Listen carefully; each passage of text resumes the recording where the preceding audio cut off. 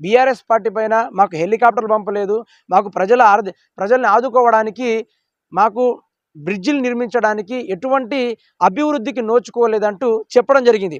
ఇదే ఇదే కాంగ్రెస్ హయాంలో ఎమ్మెల్యేగా ఉన్న సీతక్క మంత్రి పదవికి హోదాను సాధించుకుంది.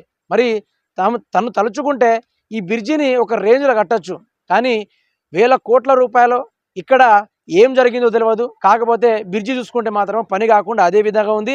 రాకపోకలకు ప్రజలకు ఇబ్బందిగా ఉంది, ప్రాణాపాయం జరిగే పరిస్థితి ఉంది. ఇటు నుంచి కొండాయికి అటు చుట్టుపక్కల ఎటు వెళ్ళాలన్నా దగ్గర 50 కిలోమీటర్ల డిస్టెన్స్. దినసరి సరుకులే కానీ, లేకుంటే రోజువారీ అవసరాలకే కానీ, ఏదైనా ఎమర్జెన్సీ అయితే ప్రాణాలు పోయే ఆస్కారం ఉంది. కాబట్టి ప్రజలారా మీరు గమనించాలి.